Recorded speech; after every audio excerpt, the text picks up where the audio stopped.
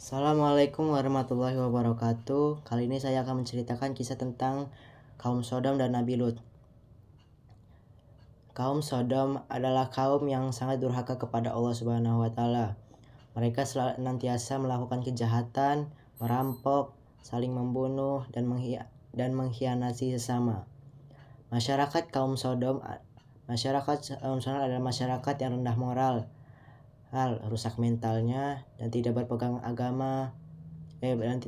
berpegang pada tiang agama. Bahkan apabila ada seseorang yang datang ke negeri Sodom, apabila orang tersebut membawa benda yang berharga, maka benda berharga itu akan dirampok oleh kaum Sodom. Dan apabila mereka melawan, mereka tidak segan untuk dibunuh oleh kaum Sodom. Dan maksiat yang paling menonjol dari kaum Sodom ialah homoseks dan lesbian. Apabila ada seseorang lelaki tampan datang ke negeri Sodom, pasti dia akan diganggu oleh para lelaki dari kaum Sodom untuk melakukan homoseks. Begitu juga sebaliknya dengan perempuan. Dan budaya tersebut menjadi kebanggaan bagi kaum Sodom bagi kaum Sodom itu sendiri. Lalu karena kaum Sodom telah melewati batasnya, Allah mengutus seorang nabi, yaitu Nabi Lut alaihissalam, untuk memperbaiki akhlak dan moral kaum Sodom.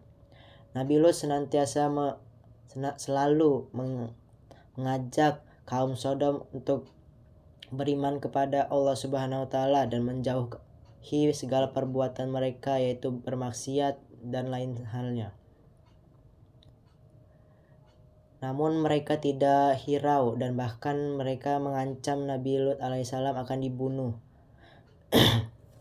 Di saat itu, suatu hari Nabi Lut tidak sanggup lagi dan akhirnya berdoa kepada Allah Subhanahu wa taala agar menurunkan azab kepada kaum Sodom.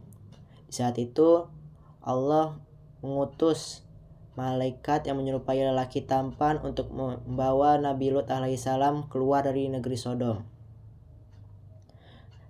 Istri Nabi Lut alaihissalam berkhianat karena istri Nabi Lut melihat ada lelaki tampan yang masuk ke rumah Nabi Lut alaihissalam. Akhirnya dia berkhianat dan malah memberitahu kepada para lelaki kaum Sodom ada lelaki tampan di rumah Nabi Lut. Dan lelaki kaum Sodom bergegas pergi ke rumah Nabi Lut. Dan Nabi Lut diajak oleh para malaikat untuk keluar dari negeri Sodom. Di saat mereka sampai dan Nabi Lut sudah mencapai perbatasan keluar dari negeri Sodom, Nabi Lut beserta kedua putrinya dan para pengikutnya keluar dari negeri Sodom. Lalu datanglah gempa yang amat dahsyat, diiringi angin kencang, dan mereka dibutakan. Lalu turunlah hujan batu yang menghancurkan desa Sodom dan para warganya.